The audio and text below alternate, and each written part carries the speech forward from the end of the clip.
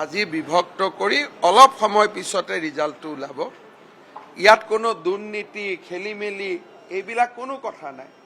মৰাণ লোকসকল আমাৰ আদিম জনগোষ্ঠী। তেওঁলোকৰ যদি কিবা ভুল হৈছিলে তেওঁলোকক ন্যায় দিয়াটো চৰকাৰৰ দায়িত্ব। এইটোকে প্ৰতিদিনে সেন্সেশন কৰি দিলে। সেইটো কাৰণে কিবা এটাতো আমাকো এটা হোৱাটছআপ কৰি সুধিব পাৰে যে ৰিজাল্টটো কিয় কেনচেল হ'ল বুলি। আমি উত্তৰটো লগে লগে দিয়ে দিলোহেঁতেন। এই যে সকলোতে সেন্সেশন কৰা ক'ৰবাত গভৰ্ণমেণ্টক, এইটোতো গভৰ্ণমেণ্টৰতো বদনাম নহ'ল, বৰং মৰাণ ৰাইজৰ শুভেচ্ছাহে চৰকাৰে পালে। আজি লাভ হ'ল জানো জয়ন্ত বৰুৱাৰ? লাভটোতো নহ'ল। সেইকাৰণে মই কওঁ যে যোনে পাৰ্টি কৰে সি পাৰ্টিৰ ভাল চিন্তা কৰি পাৰ্টি কৰিব লাগে। জয়ন্ত বৰুৱা ডাঙৰীয়াই কংগ্ৰেছ কৰিছে, কিন্তু কংগ্ৰেছৰে বেয়া কৰি আছে। কাৰণ আজিতো মৰাণ ৰাইজখিনি কংগ্ৰেছৰ পৰা আঁতৰি যাব, যিকেইজন মৰাণ ৰাইজে ভোট দিয়া কথাও আছিলে। গতিকে পাৰ্টি কৰিলে পাৰ্টিটোক ভাল পাই কৰিব লাগে।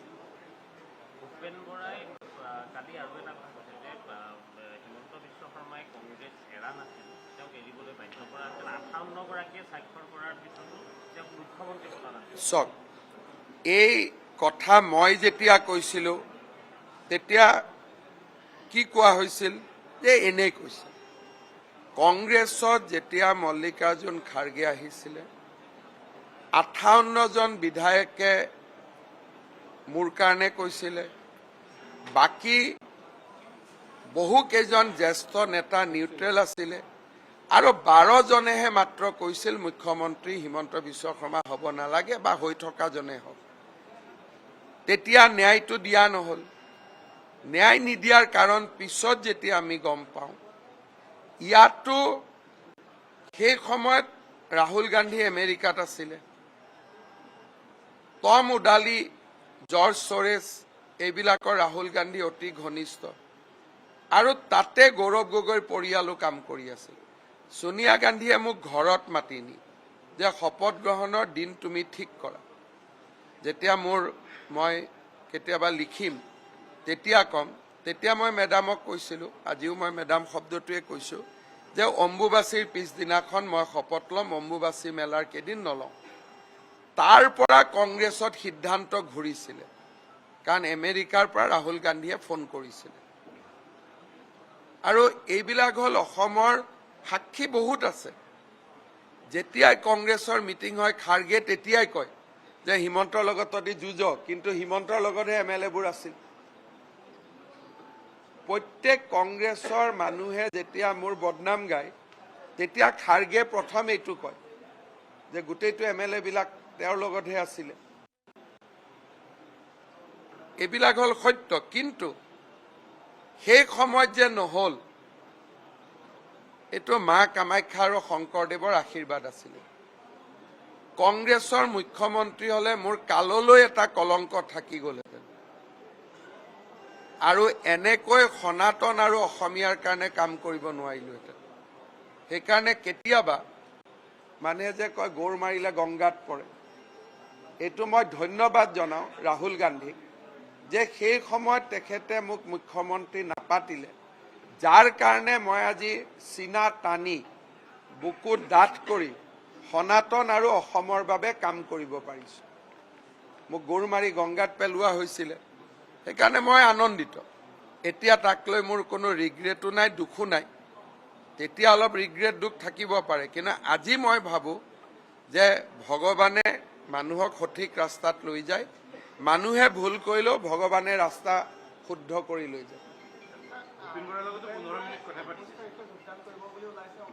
চক, অমিত শ্বাহ ডাঙৰীয়াৰ সন্মুখত, অমিত শ্বাহ ভাৰতৰ গৃহমন্ত্ৰী, আৰু তেখেতৰ সন্মুখত কোনো ৰাজনৈতিক ব্যক্তিয়ে যোগদান নকৰে। এই বিষয়ে মই আপোনালোকক কালিও স্পষ্টীকৰণ দিছোঁ, আজিও দিছোঁ। যোগদান বাজপেয়ী ভৱনত হয় বা দিল্লীত আমাৰ দীনদয়াল উপাধ্যায় মাৰ্গত হয়। গৃহমন্ত্ৰী প্ৰধানমন্ত্ৰী কেতিয়াও যোগদানত উপস্থিত নাথাকে। এইটো বিজেপিৰ পৰম্পৰা।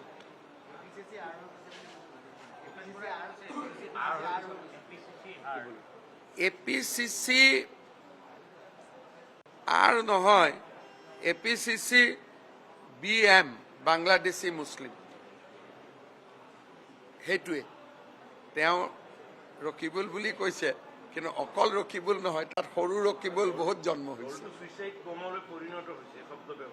চাওক, মই এটাই কথা ক'ম যে কংগ্ৰেছক সমালোচনা কৰাৰ বহুত বেছি প্ৰয়োজনো নাই। খালি কেতিয়াবা কেতিয়াবা অলপ কংগ্ৰেছৰ কথা এইকাৰণে কওঁ যে আমি 22 বছৰ কংগ্ৰেছ কৰিছিলোঁ। দলটোৱে একদম হিন্দু মানুহক এৰি দিয়ক, সেইটো আমি কেতিয়াও বিচৰা নাছিলোঁ।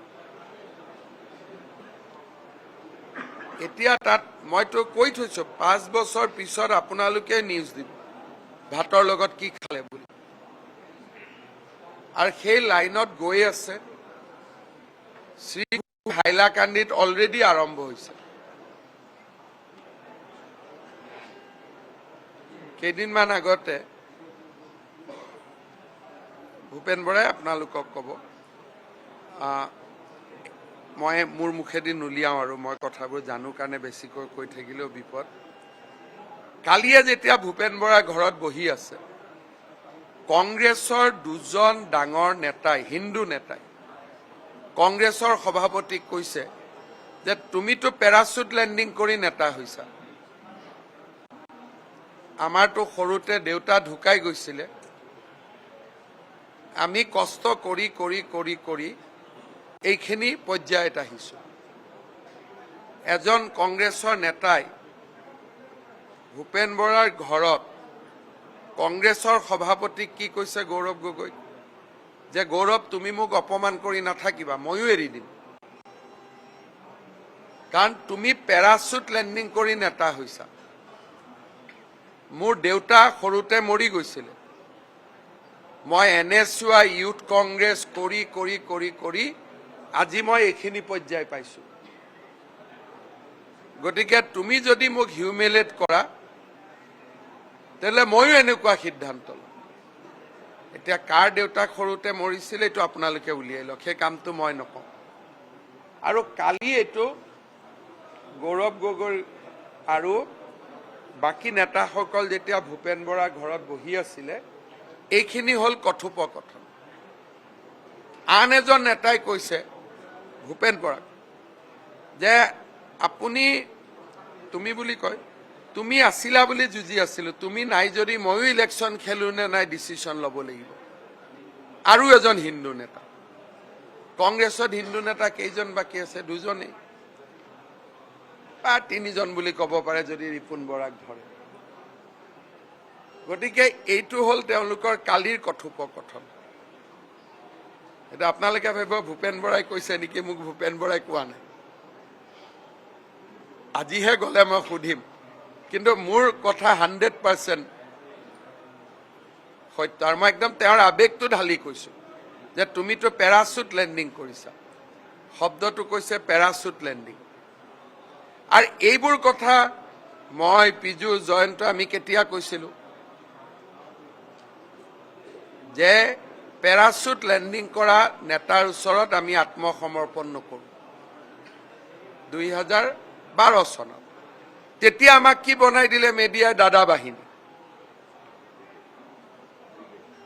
দাদা ব্ৰিগেড, মেডিয়াই বেটিং কৰিল।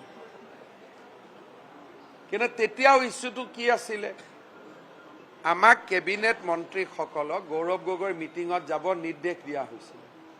আপোনালোকে মই কিয় ৰিজাইন দিলো আপোনালোকে নাজানে।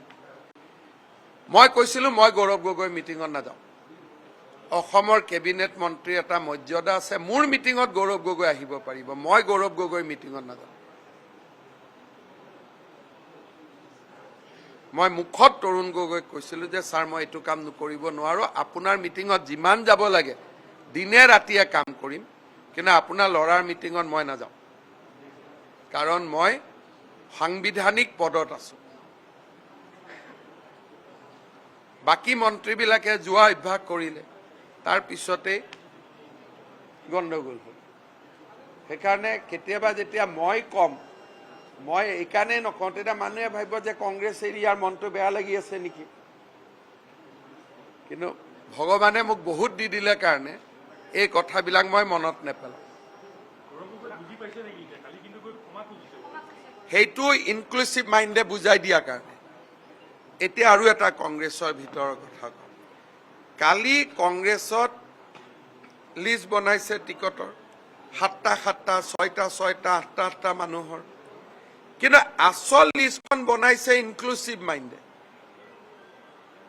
তাত নাম আছে এটা বা দুটা আৰু এই ইনক্লুচিভ মাইণ্ড সক্ষম মাৰুৱা সুনীল কানেগুলে কোটি কোটি টকাৰ লেনদেন কৰিছে অসমত টিকেটৰ নামত কংগ্ৰেছৰ মানুহবিলাকে মিছাতে মিটিঙত গৈ আছে এই মিটিংখনত একো নাই কালি মিটিঙত চাব সবৰ নাম সোমাই দিওঁ এটা এটা সমষ্টিত 7জন 8জন 9জন মানুহৰ নাম সোমাই দিছে এখন মিটিং হল নেকি এটলিষ্ট 3জনীয়া কৰিব লাগিছিল ৰাতি যেতিয়া মই সুধিলো যে মইতো কংগ্ৰেছত আছিলো এনেকেতো মিটিং নহয় তেতিয়া ক'লে যে দাদা আসল লিষ্টখনটো ইনক্লুচিভ মাইণ্ডে বনাই দিছে তাত আছে এটা নাম কৰবাত দুটা কৰবাত 3টা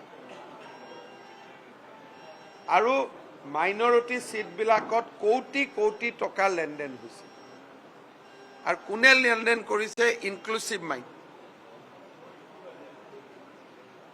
কিবা বোলে হাৰ্ভাৰ্ডত পঢ়ি আহিছিলে এজনৰ নাম সক্ষম মাৰুৱা এজনৰ নাম সুনীল কানেগুলে অসমত আমি শিকাম যে হাৰ্ভাৰ্ডতকৈ কটন কলেজ ওপৰত আছে সেইটো আমি নাই নাই মই গৌৰৱ তৌৰৱ নকৰোঁ মিছন 100 এইবিলাক মোৰ চৰকাৰ হ'ব সেইকাৰণে কংগ্ৰেছত টিকেট দিয়া দিনাখন কিমান গণ্ডগোল লাগিব আপোনালোকে চাব বিজেপিটো অলপ চলপ লাগিব কাৰণ দুজন জেনুইন মানুহ আছে এজনকহে দিব পাৰিম কিন্তু সেইটো টকা পইচাৰ কথা নাহে হয়তো ক'ব পাৰে মুখ্যমন্ত্ৰীয়ে নিদিলে দিলীপ শইকীয়া নিদিলে বেলেগ কথা কিন্তু ইনক্লুচিভ মাইণ্ডে বহুত টকা কালেকশ্যন কৰি লৈছে আৰু তেওঁলোকে এখন বেলেগ লিষ্ট পঠাইছে কালি সেইকাৰণে মিটিঙত কাৰো ইণ্টাৰেষ্টে নাই জিতেন্দ্ৰ সিং নিজে মিটিঙতে নাহিলে তেওঁ জানে যে এখন মিটিং অৰিজিনেল নহয় কংগ্ৰেছত এনেকুৱা দামী মিটিং হোৱা আগত নাছিলে লুকাই লুকাই আমাৰ দিনত মিটিং কৰিছিল শ্বিলঙত গৈ মিটিং কৰিছিলে বৰাপানীত মিটিং কৰিছিলে ইভেন মিটিঙৰ ভেনুটোও জানিব নিদিয়ে আগৰ লিডাৰবিলাক বিজয় হেণ্ডিক যায় তৰুণ গগৈ যায় ঘাটুৱাৰ যায় একদম জুখি 3টা 20টামান সিটত এটা কালি কি কৰিছে সবৰ নাম লগা 8টা 9টাকে ঘূৰাই থাকিব খৰচ কৰি থাকিব কিন্তু আসল লিষ্টখন বনাইছে আপোনালোকে খবৰ ল'ব তেওঁৰ নাম হ'ল সক্ষম মাৰুৱা সুনীল কানেগুলে এই 2জন মানুহৰ নেতৃত্বত ডিকি দত্ত ৰকিবুল হুছেইন গৌৰৱ এই 5জনে মিলি দুজনৰ পেনেল এজন 3জন 2জন কৰি থৈ দিছে এইটো হ'ল তেওঁলোকৰ নতুন কালচাৰ যিটো আমি থকা দিনত নাছিলে সেইকাৰণে কংগ্ৰেছত আপোনালোকে চাব 29ৰ আগত প্ৰদ্যুৎ বৰদলৈ আহিব 100% আহিব আৰু ভূপেন বৰাও অহাৰ সম্ভাৱনা আছে গতিকে ৰিপুণ বৰাও আহিলেহেঁতেন তেওঁৰ এটা ট্ৰেজেডি হৈ গ'ল মাজত তৃণমূলত গুচি গ'ল কিমানবাৰ অহা যোৱা কৰিব তেওঁ যদি তৃণমূলত নগ'লহেঁতেন তেওঁ আহি গ'লহেঁতেন তেওঁৰ অলপ ৰেকৰ্ডটো মানে কি বহুত বেছি অহা যোৱা হৈ যাব সেইটো কাৰণে দেৱব্ৰত শইকীয়া তেওঁ যিয়ে নকওক কিয় এনেকেতো বহুতে কৈ থাকে মোৰ কথাখিনিকে একদম ধৰি ল'ব অপজিশ্যন কিয় নাথাকিব নুৰুল হুদা আমাৰ ৰকিবুল হুছেইন এনেকুৱা থাকিব তেওঁলোকতো ষ্ট্ৰঙে সুমা বাবা কি উইক নেকি ষ্ট্ৰঙে থাকিব খালি সনাতনী নাথাকে বাকীটো অপজিশ্যনটো ষ্ট্ৰং থাকিব এতিয়াওতো নুৰুল হুদা ইমান ডাঙৰ ধুনীয়া ভাষণ দি আছিলে চেয়াৰমেন ডাঙৰীয়াই কম অপজিশ্যন নেকি? এটা অন্তত অখিল গগৈক ধন্যবাদ জনাব লাগিব যে আজিৰ দিনত তেওঁ 3জন বিধায়ক। যিকক নিজকক বেলেগ কথা, কিন্তু আজিৰ ডেটত তেওঁ 3জন কৰিলে 5 বছৰ যুঁজি কিবা এটাতো আনিছে। নাই নাই 100% থাকিবই নোৱাৰে।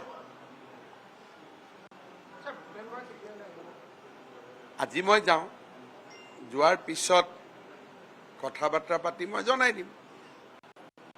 কিন্তু আমিতো বিজেপিয়ে তেওঁকতো কৈয়ে থৈছোঁ, আৰু যোগদান কৰিলে 21-22ত কৰিলে ভাল, কাৰণ নহ'লে ইলেকশ্যনৰ বহুত ওচৰত জইন কৰিলে মানুহখিনিৰ লগত চিনা জনাও হ'ব। চাওক, ভূপেন বৰাই ৰাজনীতি বহুত দিন কৰিছে। তেওঁতো কংগ্ৰেছক বচাবৰ কাৰণে জেনুইন চেষ্টা এটা দিছিল, এইটো উপলুঙা কৰা কথা নহয়।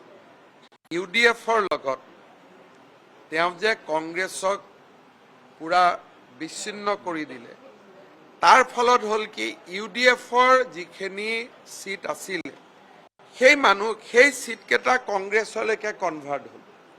আজি যে মই কওঁ 22টা সিট কংগ্ৰেছে পাব পৰা অৱস্থাত আছে, যদি UDF আৰু কংগ্ৰেছৰ এলায়েন্স থাকিলেহেঁতেন 11টা হ'লহেঁতেন। গতিকে ভূপেন বৰাই এটা বল্ড ডিচিশ্যন লৈছিল যে UDFক কংগ্ৰেছৰ পৰা উলিয়াই দিয়ে। কিন্তু ইমান ডাঙৰ গড় থাকোঁতে বাকীবিলাকতো সম্ভৱ নহয়। গতিকে তেওঁ এটা পৰ্যায়লৈকে গৈছিলে, ভাল ষ্টেণ্ড লৈছিলে, কিন্তু বাকী ক'ৰ পৰা ল'ব?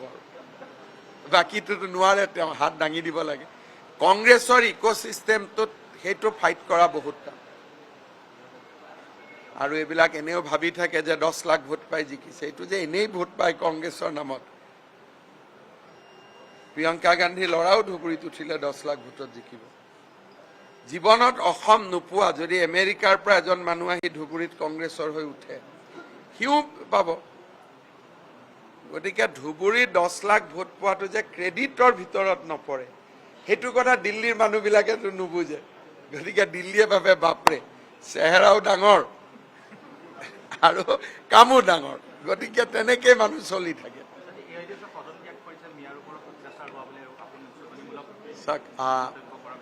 মইতো একো উচতনিমূলক মন্তব্য নকৰোঁ। মই এটাই কৰোঁ যে অসমখন যাতে আমাৰ হৈ থাকে, সেইটো কথাটোতো বেয়া পাবলগীয়া কথা একো নাই।